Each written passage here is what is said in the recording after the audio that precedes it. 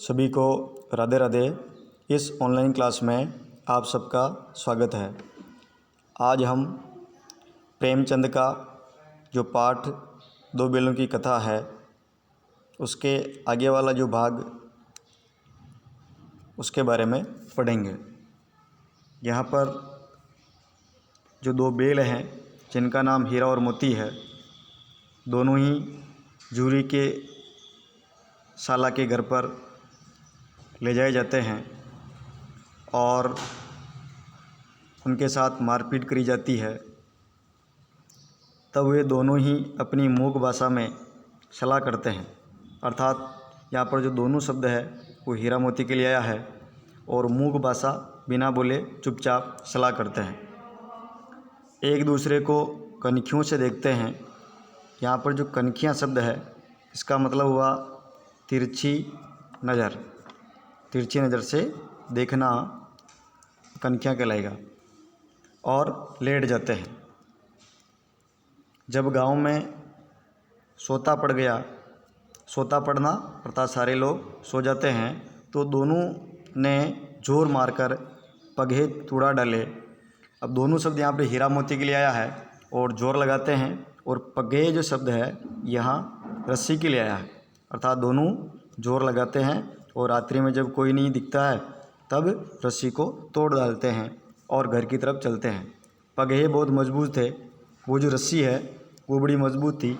अनुमान नहीं हो सकता था कि कोई बैल उसे तोड़ देगा, पर इन दोनों में इस समय दूनी शक्ति आ गई थी, अर्थात इनमें दुगनी शक्ति आ जाती है और इतना ज़ोरदार ताकत लगाते हैं कि एक एक झटके में रस्सियाँ टूट जाती है। जूरी प्रातःकाल सोकर उठा। अब यहाँ पर ये दोनों बेल हैं हीरा और मोती, इनका जो मालिक है उसका नाम जूरी है। यह सुबह एकदम सोकर के उठता है तो देखता है कि दोनों बेल चरनी पर खड़े हैं। चरनी का मतलब हुआ जहाँ पर बेलों को चारा डाला जाता है या चारा डालने की जो जगह है वो चरनी कहलाएगी। दोनों की गर्दन में आधा आधा घराव लटक रहा है। अब ये जो घराव है इसका मतलब यहाँ पर फूंदेदार रस्सी है। बेलों के गले में एक प्रकार की रस्सी जो फूंदेदार होती है उसको घराव कहते हैं। ये वहाँ लटक रही थी क्योंकि ये तोड़वा करके आए थे तो वो लटकती हुई दिखाई दे रही है। घुटने तक कीचड़ से उनके पांव भरे हुए हैं और दोनों की आंखों में विद्रोह में स्नेह झलक रहा है। और भाग करके आए थे इसलिए कीचड़ में पैर भरे हुए हैं और दोनों की आंखों में विद्रोह है, अर्थात गुस्सा भी लग रहा है। जूरी बेलों को देखकर स्नेह से गदगद हो गया, और स्नेह से गदगद होना अर्थात बहुत प्रसन्न हो गया। दौड़कर उन्हें गले लगा लिया और दौड़ता है, दोनों बेलों को गले लगाता है। प्रेमालिंगन और चुंबन का वह दृश्य बड़ा ही मनोहर था और उनसे बड़ा ही स्नेह करने लगता है।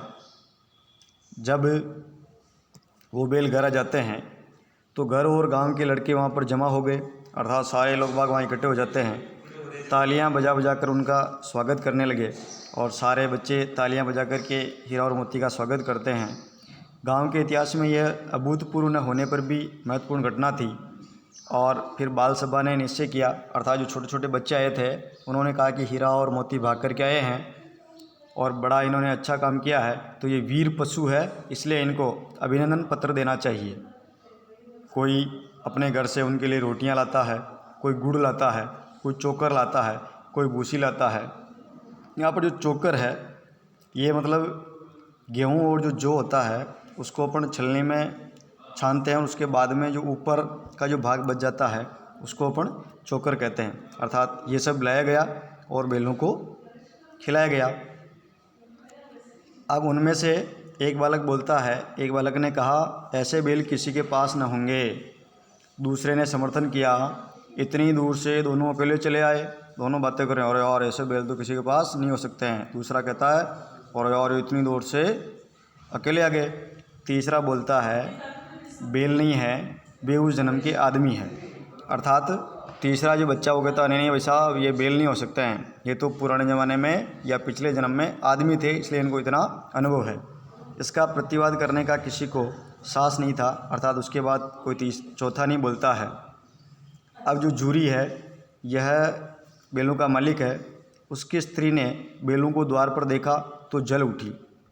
और जैसे जूरी की पत्नी देखती है कि उसका जो भाई है गया वो बैलों को ले गया था और ये बैल वहाँ से भाग के आ गए हैं, तो जो जूरी की पत्नी है वो गुस्से में आ जाती है, बोलती है कैसे नमक हराम बैल है, एक दिन वहाँ काम न किया भाग खड़े हुए। अर्थात ये बैल किसी काम के नहीं है, ये नमक हराम है और इन्होंने वहाँ कुछ भी काम नहीं किया और यहाँ भाग के आ गए हैं। जूरी अपने बैलों पर यह आक्षेप न सुन सका और जैसे उसकी पत्नी ने कहा कि ये नमक हराम है, तो ये जो आक्षेप लगाया है ये जूरी को सहन नहीं होता है और फिर अपनी पत्नी से कहता है कि भाई ये नमक हराम क्यों है, चारा दाना न दिया होगा तो क्या करते, कि भाई वो कहना चाह रहा है कि भाई इनको गया ने चारा दाना नहीं खिलाया होगा इसलिए भाग के आ गए। स्त्री ने रोब के साथ कहा और जो उसकी स्त्री है वो गुस्से से बोल रही है, बस तुम्हें तो बैलों को खिलाना जानते हो और तो सभी पानी पिला पिला कर रखते हैं। कहने का मतलब हुआ कि भाई तुम ही बैलों से इतना प्रेम करते हो, तुम्हारे पास ही खाने पिलाने की सामग्री है, उनके पास तो नहीं है, वो केवल क्या पानी पिलाते हैं क्या, ऐसा वो गुस्सा कर रही है। जूरी ने जो अपनी पत्नी है उसको चिढ़ाया और कहा कि चारा मिलता तो क्यों भागते, अरे भाई इसको अगर चारा मिल जाता इनको तो बेचारे नहीं आते। स्त्री चिढ़ जाती है और कहती है भागे इसलिए कि वे लोग तुम जैसे बुद्धुओं की तरह बैलों को सहलाते नहीं हैं। अर्थात अपने पति को कह रही है कि तुम बुद्धू हो जो बैलों को सहलाते रहते हो, खिलाते हैं तो रगड़ कर जोतते भी हैं, अर्थात जितना खिलाते हैं उतना ही काम लेते हैं। ये दोनों ठहरे कामचोर, अर्थात ये जो हीरा मोती कामचोर है भाग निकले, अब देखूं कहाँ से खली और चोकर मिलता है। अब वो उसकी पत्नी कह रही है अब इनको खली और चोकर नहीं दूंगी, सूखे भूसे के सिवा कुछ नहीं दूंगी, खाए चाहे मरे, सूखा चारा इसको डाल देंगे और चाहे मरे चाहे खाए मुझे कोई लेना देना नहीं है। और वही हुआ मजदूर को, अर्थात जो वहाँ पर मजदूर था या कोई काम करने वाला लड़का था उसको ताकीद कर दी। ताकीद करना अर्थात ज़ोर से उसको कह दिया गया कि बैलों को खाली भूसा या खाली सूखा भूसा ही दिया जाए, अर्थात चोकर नहीं डालनी है। ठीक है, बेचारे ने उसने भी ऐसा ही किया। बैलों ने नाद में मुंह डाला तो फीका फीका, नाद अर्थात जहाँ पर खाने की सामग्री डाली जाती है वहाँ जैसे ही डाला गया तो वहाँ पर एकदम फीका फीका लगा, उनको कोई मज़ा नहीं आया, न कोई चिकनाहट थी न कोई रस था, क्या खाएं, आशा भरी आंखों से द्वार की ओर ताकने लगे और उनको अच्छा नहीं लग रहा था। तो आशा भरी आंखों से का मतलब है कि वो और सोच रहे थे कि अब और कुछ लाएंगे, ऐसा सोच करके जो द्वार है जो गेट है उसकी ओर ताकने लगे हैं, अर्थात देख रहे हैं। फिर आगे जूरी ने मजदूर से कहा थोड़ी सी खली क्यों नहीं डाल देता बे, अरे भाई इनको थोड़ी बहुत तो खली डाल दे यार।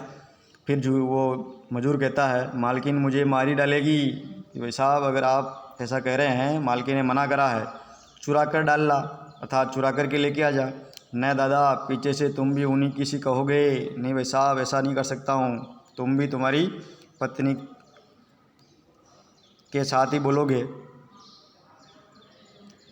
अब फिर क्या हुआ, अगला दिन हो गया, दूसरे दिन जूरी का साला फिर आ गया और बैलों को ले चला। अब की उसने दोनों को गाड़ी में जोता और फिर वो आ जाता है, बैलों को ले जाता है और गाड़ी में जोत दिया। 2-4 बार मोती ने गाड़ी को सड़क की खाई में गिराना चाहा। अब वो गाड़ी में जोत के ले जा रहा है, लेकिन ये मोती थोड़ा अलग प्रकार का बैल है, इसको गुस्सा ज़्यादा आता है, तो ये एकदम गाड़ी को गिराना चाहता खाई में, पर हीरा ने संभाल लिया, वह ज़्यादा सहनशील था। और जो हीरा नाम का बैल है ये समझदार भी है, सहनशील भी है, इसने गाड़ी को नहीं गिरने दिया। संध्या समय घर पहुंचकर उसने दोनों को मोटी रस्सियों से बांधा और कल की शरारत का मज़ा चखाया। कहने का मतलब हुआ कि जैसे वो घर पे पूछे बड़ी बड़ी रस्सियों से बांध दिया, क्योंकि उसको शंका थी कि यार पहले भी ये रस्सियाँ तोड़कर भाग गए थे, इसलिए मोटी रस्सी से बांधा। और कल की शरारत का मतलब जो पगे तोड़ा करके भागे थे ना, उसका मज़ा चखाया, अर्थात इनको मार पड़ी। फिर वही सूखा भूसा डाल दिया, अपने दोनों बैलों को खली चूनी सब कुछ दी।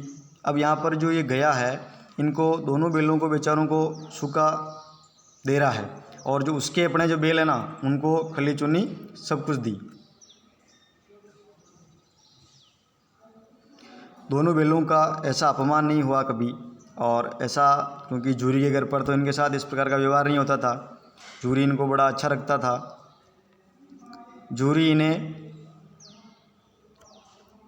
फूल की छड़ी से भी न छूता था, उसकी टिटकार पर दोनों उड़ने लगते थे।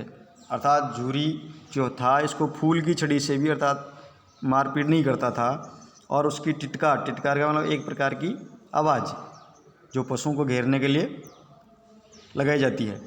और यहाँ मार पड़ी अर्थात वो तो टिटकारता था और दोनों बैल उड़ते थे, और यहाँ उल्टा हो रहा है।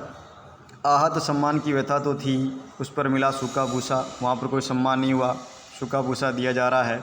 नाद की तरफ आंखें तक न उठाई, और नाद की तरफ देखते ही नहीं है क्योंकि खाने में कुछ उनको अच्छा नहीं लग रहा है। दूसरे दिन गया ने बैलों को हल में जोता। अब वो हल में इनको जोत रहा है, पर इन दोनों ने जैसे पाँव न उठाने की कसम खा ली थी। अर्थात दोनों ही बैल आगे चलते ही नहीं है, पैर उठाते ही नहीं है। वह मारते मारते थक गया और गया बैलों को मारता है, मार पीट के वो परेशान हो गया, पर दोनों ने पाँव न उठाए, मतलब दोनों आगे नहीं चले। एक बार जब उस निर्दयी ने, निर्दयी का मतलब जिसको दया नहीं आती है, तो यहाँ पर ये निर्दयी जो शब्द आया है वो जो गया है उसके लिए आया है। तो उस निर्दयी ने हीरा की नाक पर खूब डंडे बरसाए, और जो बैल बेचारा सहनशील था हीरा, उसकी नाक पर डंडे बरसाए अर्थात मारा। तो मोती का गुस्सा काबू के बाहर हो गया, हल लेकर भागा, और मोती को गुस्सा आ गया। हल, रस्सी, जुआ, जोत सब टूट टाट कर बराबर हो गया, और जैसे वो हल लेके भागता है तो हल तो चला ही गया, रस्सी भी गई।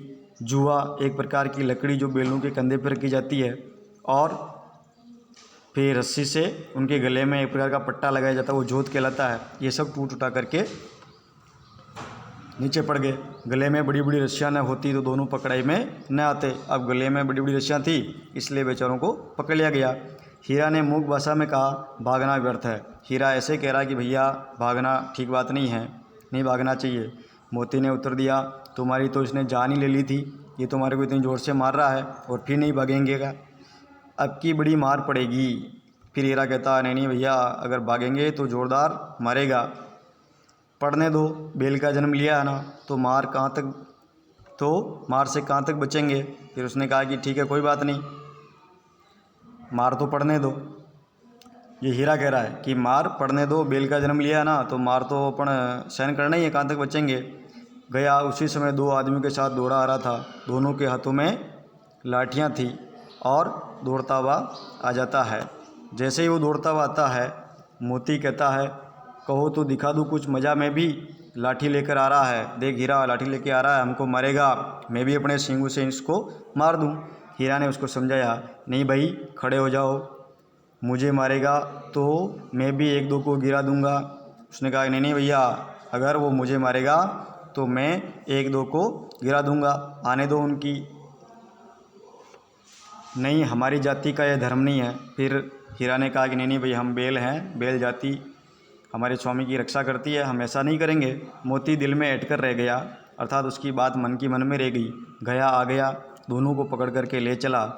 कुशल हुई कि उसने इस वक्त मारपीट नहीं की, और बेचारे बैलों को उस समय तो नहीं मारा, नहीं तो मोती भी पलट जाता। नहीं तो उस समय मोती का गुस्सा जोरदार था। उसके तेवर देख कर के गया और उसके सहायक समझ गए कि इस वक्त टाल जाना ही मसलत है। अर्थात मोती का जो गुस्सा उसको देख करके गया ने सोचा कि भैया अब इस बार इनको नहीं मारेंगे।